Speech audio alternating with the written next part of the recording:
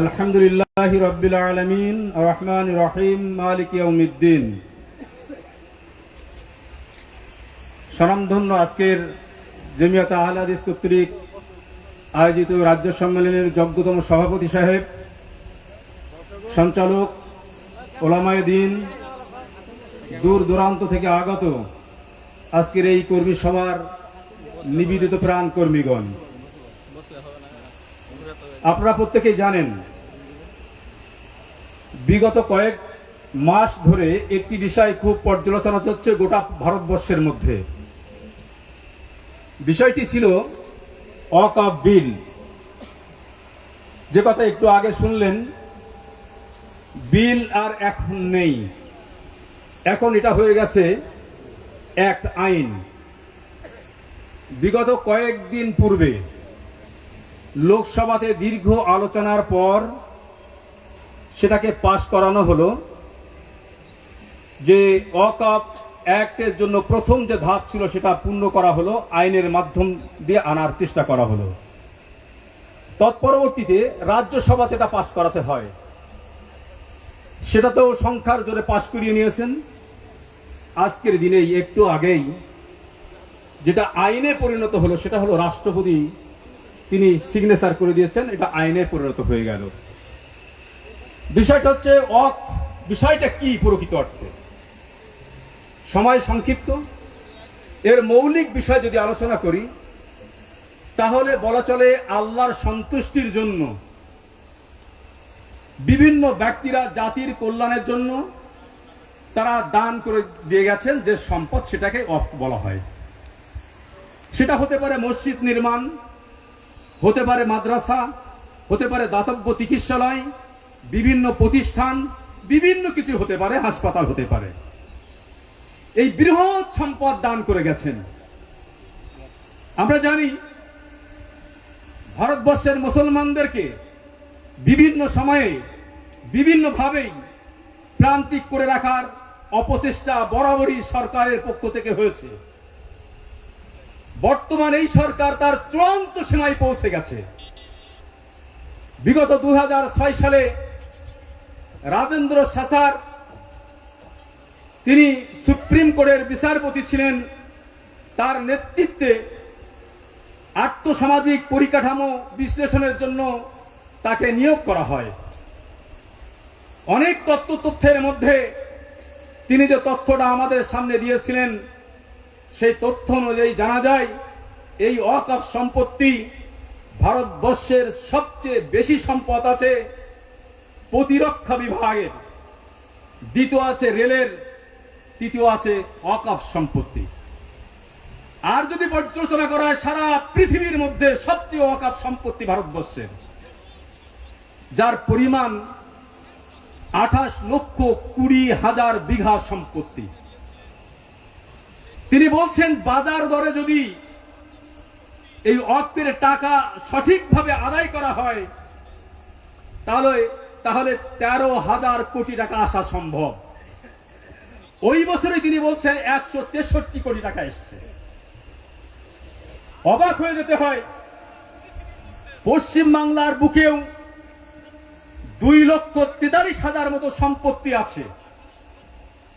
কলকাতার বুকে যেখানে বসে আইন প্রণয়ন করা হয়, রাজভবন থেকে নিয়ে বিভিন্ন ভবন, আপনার ইডেন গার্ডেন থেকে নিয়ে, রেড রোড থেকে নিয়ে, ফোর্ট উইলিয়াম থেকে নিয়ে বিস্তীর্ণ এক বিরাট সম্পত্তি এই ওয়াকফ সম্পত্তি, যার পরিমাণ হলো 2555 বিঘা সম্পত্তি। 1999 সাল পর্যন্ত মাত্র ভাড়া দিয়েছেন 159 টাকা মাসে। মাত্র এই বৃহৎ সম্পদ মুসলমানদের কাছে, তথাকথিত ভাবে মুসলমানদের কাছে থাকলেও সরকার নিয়ন্ত্রণ করেছে, মুসলমানদের নামটা ছিল। কিন্তু দুঃখের বিষয়, বড় পরিতাপের বিষয়, এই বৃহৎ সম্পদের শকুনের নজর পড়ার মতো অবস্থা হয়েছে এই সরকারের। এই সরকার চাইছে, বা যেটা আইন প্রণয়ন করলেন, তারা মৌলিকভাবেই এই সম্পদটাকে তারা এমন ভাবে কুক্ষিগত করতে চাইছেন যারা সম্পূর্ণভাবে সরকার নিয়ন্ত্রণ করবেন। কমিটির মধ্যে অমুসলিমদেরকে রাখতে হবে, মহিলাদেরকে রাখতে হবে, বহুরাদেরকে রাখতে হবে। বিভিন্নভাবে ওনারা একটা খসড়া প্রস্তাব সামনে নিয়ে আসেন। সর্বোপরি যার হাতে সবচেয়ে বেশি ক্ষমতা প্রদান করা হচ্ছে সেটা কালেক্টরেট বা আপনার ডিএমের উপরে ক্ষমতা দেওয়া হচ্ছে। কোন বিবাদমান কোন সম্পত্তি যদি বিতর্ক হয় তাহলে সেই সম্পত্তির সমাধান দেবেন জেলার ডিএম সাহেব, তিনি সমাধান দেবেন। এমত অবস্থায় আমরা জানি এই সরকার আফসোস হয়, বেদনা হয়, গোটা পৃথিবী দেখেছে, আমরাও দেখেছি। যেদিন বাবরি মসজিদের রায় দেওয়া হয়, আমি নিজেও এই রায়ের সামনে টিভির সামনে বা ফেসবুকের সামনে বসেছিলাম কি রায়টা দিচ্ছে দেখার জন্য। সেখানে যখন গগৈ সাহেব একটা একটা করে ধারা পড়ছেন, সেখানে বারবার মনে হয়েছে সব তো মুসলমানদের পক্ষে রায় হয়ে যাচ্ছে। কি করবে এখন ওনারা, যারা এতদিন করলেন, মসজিদটা ভাঙলেন, সর্বশেষ রায় দিচ্ছেন যে ওটা আইনের রায় নয়, ওটা বিবেকের রায়, মানুষের, বহু মানুষের আশা আকাঙ্ক্ষার রায় দেওয়া হচ্ছে।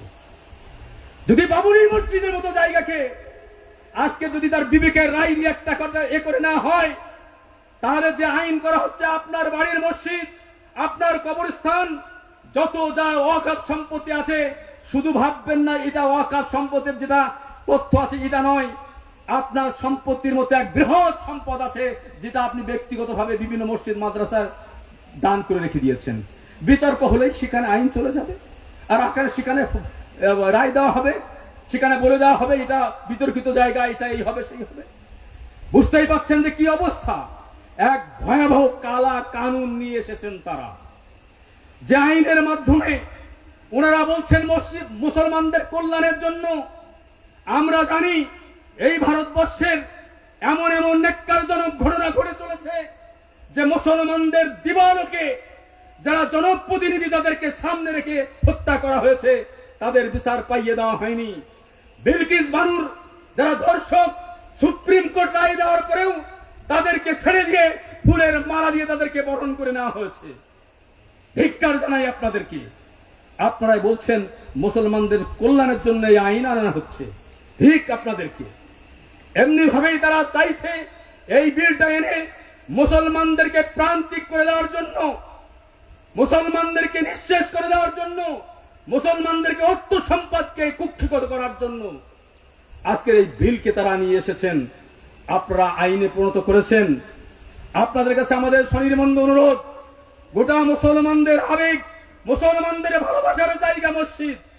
আপনারা জানেন কিছুদিন আগে বা বিভিন্ন জায়গাতেই ওনারা এখন খুঁজছেন, কিছু কিছু হিন্দু ভাইরাও লিখছেন, আমরা জানতাম আমাদের দেবতারা এত বড় শক্তিশালী, পাহাড় নিয়ে, নদী নিয়ে তীপান্তরে পার হয়ে যেতেন। আর বলছেন আমাদের দেবতারা এখন এত অক্ষম, দুর্বল হয়ে গেছে, মসজিদের নিচে সব চাপা পড়ে গেছে, আর উঠতে পারছে না। এত বড় শক্তিশালী দেবতাগুলো সব মসজিদের নিচে চাপা পড়ে গেছে। আমরা নাকি মসজিদের নিচে নাকি ওনাদের দেবতা লুকিয়ে আছে। আপনারা কান খুলে শুনে রেখে দেন। জমিয়তে আহলে হাদিস পশ্চিম বাংলার পক্ষ থেকে জানিয়ে দিচ্ছি, আপনারা যদি মনে করেন গোটা পৃথিবীতে একটি দুটি রাষ্ট্র নয়, জাতিসংঘের হিসাব অনুযায়ী 57টি দেশের রাষ্ট্রপ্রধান মুসলমান এবং বেসরকারি মতে 65টি দেশের রাষ্ট্র ক্ষমতায় মুসলমান। গোটা পৃথিবী ঘুরে চলুন, আমাদেরকে নিয়ে যেতে হবে। আজকে তারা শাসক হওয়ার পরেও কোন একটা অমুসলিমের জায়গাতে একটা মসজিদ নির্মাণ করেছে। কোন মানুষ অমুসলিমদের জায়গা মসজিদ নির্মাণ করতে পারে না। এটা অসম্ভব, অকল্পনীয় ব্যাপার। যদি আপনারা প্রমাণ দিতে পারেন ও ভাঙার জন্য আপনাদের প্রয়োজন নেই, ওটা মুসলমানরাই যথেষ্ট। কারণ মুসলমানরা ঠুনকো মাবুদের ইবাদত করে না। মুসলমানরা এমন মাবুদের ইবাদত করে, আপনি কতটুকু শক্তিশালী জানি না। এই পৃথিবীতে ফিরাউনকে মুসলমান দেখেছে। এই পৃথিবীতে অনেক দর্দণ্ড প্রতাপ শাসককে মুসলমানরা দেখেছে, যে শাসকের ভয়ে তারা নামাজ ছেড়ে দিয়েছে, রোজা ছেড়ে দিয়েছে, আর মসজিদে ইবাদত ছেড়ে দিয়েছে। তাদের ভয়তে যখন ছাড়েনি, আর আপনাদের ভয়েও ছাড়বে না। মুসলমানরা যদি আপনি মসজিদে নামাজ পড়তে না দেন, যদি পৃথিবীর কোথাও নামাজ পড়তে না দেন, তবু মনে রাখবেন মুসলমানরা আকাশে থাকলেও নামাজ পড়বে, জমিনের নিচে থাকলেও তারা জীবিত থাকলে নামাজ পড়বে। নামাজকে বন্ধ করার ক্ষমতা আপনার নেই। আপনি যদি মসজিদ বন্ধ করে দিতে চান, আপনি যদি মাদ্রাসা বন্ধ করে দিতে চান, মুসলমান এমন একটি ধর্ম, যে ধর্ম আপনারা যত রকমের আটকানোর চেষ্টা করছেন, সারা বিশ্ব জুড়ে আজকের মুসলমানদের জয় জয়কারের দিন এসে যাচ্ছে। আপনি ভবিষ্যৎবাণী বিশ্বাস করেন? ওই ভাঙা বাবা আসছে বলছে আর কিছুদিনের মধ্যে ইউরোপের বহু দেশ দখল হয়ে যাবে, মুসলমানদের সারা বিশ্বে কর্তৃত্ব নেতৃত্ব করবে। ভুলে যাবেন না, এই মুসলমান এই দেশ স্বাধীন করার জন্য আজকে যারা ক্ষমতায় আছেন, তারা আমরা জানি তারা স্বাধীনতার বিপক্ষে ছিল। আমরা এটাও জানি দিল্লির বুকে একটি গেট তৈরি করা আছে, সেই গেটে স্বাধীনতার বীর যোদ্ধাদের নাম লেখা আছে। সেখানে পরিসংখ্যান দিয়ে বলছে, ইতিহাসবিদরা বলছেন 92,000-এরও অধিক সেখানে স্বাধীনতার যারা জীবন দিয়েছিলেন তাদের নামটা লেখা আছে। আমি নিজেও বারে বারে যে পড়ার চেষ্টা করছি, খুব ছোট ছোট করে লেখা। সেখানে তত্ত্ব এবং তথ্য মতো বলছে প্রায় 63,000 যাদের নাম লেখা আছে তারা মুসলিম। আপনারা ছিলেন স্বাধীনতার বিপক্ষে। দেশের শত্রু যদি বলতে হয়, সেটা বলতে হবে আপনাদের। দেশের শত্রুতে আপনারা করেছেন, এই স্বাধীনতার পতাকা পর্যন্ত আপনারাই উত্তোলন করেননি। আজকের মুসলমানদেরকে প্রমাণ দিতে হচ্ছে এই দেশে মুসলমান আমরা এই দেশি কিনা। আপনারা প্রান্তিক করার চেষ্টা করছেন। আপনাদের কাছে উদাত্ত আহ্বান জানাবো যে এই আইন যেটা প্রণয়ন করেছেন, এই আইন আপনাদেরকে বাতিল করতে হবে। আমরা কোনো শর্ত চাই না। আমরা চাই ভারতবর্ষের যে সংবিধান দেওয়া হয়েছে, যেখানে আমাদের মৌলিক অধিকার আছে, মসজিদ তৈরি করার, মাদ্রাসা তৈরি করার, বাক স্বাধীনতার যে সংবিধানে যে অধিকারটুকু দেওয়া আছে, সেই অধিকারটুকু আমরা চাই। আমরা এই জমিনে নামাজ পড়তে চাই।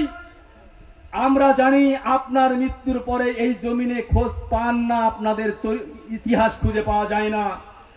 আমার দাদু কোথায় শুয়ে আছেন, আমার মা কোথায় শুয়ে আছেন, মৃত্যুর পরেও কিন্তু আমাদের জায়গাটা খুঁজে পাওয়া যায়, এই জমিনেই আমরা দাফন হই। বর্তমান আমরা আশঙ্কা প্রকাশ করছি যে আমাদের মসজিদে আমাদেরকে নামাজ পড়তে দেওয়া হবে কিনা, আমাদের প্রতিষ্ঠানগুলোকে টিকে রাখতে দেওয়া হবে কিনা, আমার মৃত্যুর পরে আমি আমার কবরস্থানে আমি দাফন হতে পারবো কিনা। এই সংশয় নিরসনের জন্য আপনাদের কাছে আমরা উদাত্ত আহ্বান জানাচ্ছি, আপনাদের ধিক্কার জানাচ্ছি। দুঃখ লাগছে, কিছুদিন আগে আমি বলছিলাম যে মক্কাতে ছিলাম, একজন ব্যক্তি ইতিকাফ করার সময় লিবিয়ার মানুষ আমার পাশে ছিলেন। তাকে বলছি আপনি আমার দেশে বেড়াতে আসেন, উনি আমাকে দেখছেন আল্লাহ এরাম গলা কেটে দেবে গেলে। কেন বহির্বিশ্বে পর্যন্ত চলে যাচ্ছে যে আপনারা মুসলমানদের উপর অত্যাচার করছেন। এই অত্যাচার আপনাদেরকে বন্ধ করতে হবে। মুসলমানরা কয়েকদিন আগে ঈদ পালন করলো, আপনারা কত লোক ধর্ম পালন করেন জানি না। মুসলমানদের অন্তত কোনো সময় পালন করুক আর না করুক, পৃথিবীর যে মুসলমান হন অন্তত ঈদের নামাজটা পড়েন। সেই ঈদের নামাজের লক্ষ কোটি জনতায় আপনাদের বিরুদ্ধে একটা কথা বলা হয়নি। আর আজকের আপনারা আমরা সংশয় প্রকাশ করছি যে রামনবমী নামে পর্যন্ত আপনারা উদাত্ত অস্ত্র মিছিল করে মুসলমানদের বিরুদ্ধে স্লোগান দিচ্ছেন। কেন এটা? এই দেশ আপনার যতটুকু, তার কোনো 1% কম নয়। আপনার যতটুকু অধিকার, আমারও ঠিক ততটুকুই অধিকার। আমার অধিকার আমাকে পাইয়ে দিতে হবে। এই আহ্বান আপনাদের কাছে আমরা জানাচ্ছি। আমরা চাই যে কোনো মূল্যে এই বিল প্রত্যাহার করতে হবে, করতেই হবে, না হলে এইখানে এবার আমার দ্বিতীয় যে বিষয়, এক শ্রেণীর মানুষ আহলে হাদিসদের বিরুদ্ধে সদা সর্বদা এর বিরুদ্ধে খুব প্রোপাগান্ডা চালানোর জন্য চেষ্টা করেন। ফেসবুকে আমাদের সংগঠনের বিরুদ্ধে লেখা হচ্ছে যে আমরা কোনো প্রতিবাদ করছি না। আপনাদের কাছে আমি উদাত্ত আহ্বান জানাচ্ছি, প্রতিবাদ কাকে বলে, কিভাবে করতে হয়, সেটা মনে হয় আপনাদেরকে কোরআন হাদিসের দৃষ্টিতে আহলে হাদিসদের কাছে শিখতে হবে। কারণ প্রতিবাদ কারে বলে। আর এটাও বলে রাখি, শুনেন, আমরা যত আন্দোলন করি, যাই কিছু করি, যদি নবী সাল্লামের পদাঙ্ক অনুসরণ না করে আমরা যত রকমের চেষ্টা করি, এই চেষ্টা ফলপ্রসূ হবে না। তার কারণ মুসলমানদের এই প্রান্তিকতার অবস্থার অবসানের প্রত্যেকটা দিক নির্দেশনা পবিত্র আল কোরআন এবং সহিহ হাদিসে আমরা জাজ্জল্যমান ভাবে দেখতে পাই। সুতরাং সেটাকে গ্রহণ করতে হবে। মহান রব্বুল আলামিন আমাদের এই অবস্থা সম্পর্কে যদি পর্যালোচনা করি, হাদিস কোরআনে কি কথা বলছে এটা আমাদেরকে জানতে হবে, বুঝতে হবে। এটা আমাদেরকে বুঝতে হবে, জানতে হবে। জাহারাল ফাসাদু ফিল বাররি ওয়াল বাহরি বিমা কাসাবাত আইদিন নাস। যদি একটা একটা কোরআন হাদিসের দিকে আমরা তাকাই, আল্লাহ বলছেন ওয়ালা তাহিনু ওয়ালা তাহজানু ওয়া আনতুমুল আ'লাউনা ইন কুনতুম মুমিনিন। আজকে আমরা আন্দোলন করছি, মুসলমানদের আন্দোলন করছি। আমাদের নামাজের জন্য আন্দোলন নেই, আমাদের আকীদার জন্য আন্দোলন নেই, আমাদের মানহাজের জন্য আন্দোলন নেই, আমাদের অন্য কোনো আন্দোলন নেই। আপনাদের কাছে আমাদের অনুরোধ, আসুন পবিত্র আল কোরআন এবং সহিহ সুন্নাহ অনুযায়ী যে পদাঙ্ক অনুসরণ করছে সেই অনুসরণ করে আমরা মুসলিমরা সেই পথ অবলম্বন করি। সেই অবলম্বনের মধ্য দিয়েই আমাদের চূড়ান্ত সফলতা আসতে পারে বলে বিশ্বাস করি। সুতরাং আপনাদের কাছে আমাদের সুনির্বন্ধ অনুরোধ, পশ্চিমবাংলা জমিয়তে আহলে হাদিস কর্তৃক আমরা যেভাবে আন্দোলন করেছি, কলকাতা রাজপথ থেকে নিয়ে বিভিন্ন জায়গায় আমরা এর প্রতিবাদে সোচ্চার হয়েছি। যারা সমালোচনা করছেন তারাও জেনে রাখুন, আজকেও একটা মিটিং আছে। একটু আগে আমাকে ফোন করে জানাচ্ছিলেন, আমাকে বারবার উপস্থিত হওয়ার জন্য বলছেন কলকাতাতে, যেহেতু আমি এখানে আছি আমি যেতে পারছি না। সুতরাং আমাদের এই বীরের বিরুদ্ধে যত রকমের আইনগত দিক আছে, আমরা সেই আইন এবং আমাদের সংবিধান যে অধিকারটা দিয়েছে সেই অধিকার বলে আমরা তীব্রভাবে প্রতিবাদ করছি এবং এর আইনগত দিক যত খোলা আছে সেইভাবে আমরা আন্দোলনের জন্য প্রান্তকার প্রচেষ্টা করছি। আল্লাহ আমাদেরকে, আমরা আল্লাহর কাছে ফরিয়াদ করি, আল্লাহ তুমি এই জালেম সরকার থেকে আমাদেরকে মুক্তি দাও। কারণ এদের কাছে একটি মাত্র ইস্যু, মুসলমানদেরকে বিরোধিতা করতে হবে, মুসলমানদেরকে প্রান্তিক করে রাখতে হবে। এই জালেম সরকারকে, যারা মুসলমানদের উপরে অন্যায়ভাবে অত্যাচার করছে, আপনারা ভেবে অবাক হতে হয়, কথায় কথা চলে আসে। আপনারা জানেন 190 বছর এই দেশটা শাসন করেছে ইংরেজরা। 190 বছর আর প্রায় 90 বছর শাসন করছে বর্তমান অন্য সরকার। মুসলমানরা শাসন করে না। বলুন তো, একটি মাত্র রাজ্য ছাড়া এই ভারতবর্ষের আর কোন রাজ্যে মুসলমান শাসক আছে? আছে কি? জানা নেই। আপনারা কজন ডিএম পেয়েছেন, কজন প্রধান বিচারপতি পেয়েছেন, কজন স্বরাষ্ট্রমন্ত্রী আমাদেরকে দিয়েছেন, কজন রাষ্ট্রপতি আমাদেরকে দিয়েছেন, কজন প্রধানমন্ত্রীকে আমাদেরকে দিয়েছেন? সমস্তটা আপনারা দখল করে রেখেছেন আর বলছে হিন্দুরা খাতরে নেই। আশ্চর্য ব্যাপার।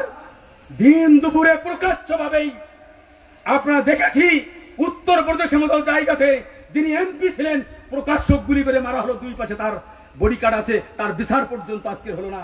আপনারা বলছেন হিন্দু খাতরে মে হ্যাঁ। আপনার কোন ধর্মে এত খাতরে মে হ্যাঁ? সেই ধর্মে আছেন কেন? এত খাতরে মে হ্যাঁ? আপনার ধর্মে খাতরে মে হ্যাঁ, আপনি রাজনৈতিক ভাবে খাতরে মে হ্যাঁ। হিন্দুদের সাথে আমাদের কোনো শত্রুতা নেই, হিন্দুদের সাথে আমাদের কোনো সমস্যা নেই। আছে যারা হিন্দুত্ববাদী, যারা মনে করছে মুসলমানরা দেশের শত্রু, আমাদের তাদের সাথেই আছে শত্রুতা। আমাদের কোনো হিন্দুদের সাথে শত্রুতা নেই। তাই আমরা পরিশেষে বলতে চাই যে একেবারে শেষে যে উদাত্ত আহ্বান আবারও জানিয়ে যাচ্ছি যে এই বিল অবশ্যই প্রত্যাহার করতেই হবে। আমরা চাইছি এই বিল অবশ্যই প্রত্যাহার করতে হবে এবং সেই সাথে আবারও আহ্বান জানাচ্ছি মুসলমানদের যে দায়িত্ব কর্তব্য কোরআন হাদিসের দৃষ্টিতে সেদিকে আমাদেরকে ফিরে আসতে হবে। আল্লাহর কাছে ফরিয়াদ করি, আল্লাহ তুমি আমাদের প্রকৃতপক্ষে আহলে হাদিস হওয়া, কোরআন সহিহ সুন্নাহ মেনে চলে এবং আমাদের যে দায়িত্ব কর্তব্য এই ওয়াকাফ সম্পর্কে যদি আমাদের সুপ্রিম কোর্টে যেতে হয়, যদি আইনগত দিক খোলা থাকে, আমরা দেখেছি ইতিপূর্বে মামলা হয়েছে, এই মামলাও আমরা শরীক হতে চাই ইনশাআল্লাহ। সেখানে আমরা লড়াই করব এবং যত রকমের আন্দোলনের পথ এবং পদ্ধতি কোরআন দৃষ্টিতে খোলা আছে সমস্ত আন্দোলনে আমরা ঝাঁপিয়ে পড়বো ইনশাআল্লাহ। আল্লাহ আমাদের সেই তৌফিক দান করুন, আমিন। ওয়া আখিরু দাওয়ানা আলহামদুলিল্লাহি রাব্বিল আলামিন। আসসালামু আলাইকুম।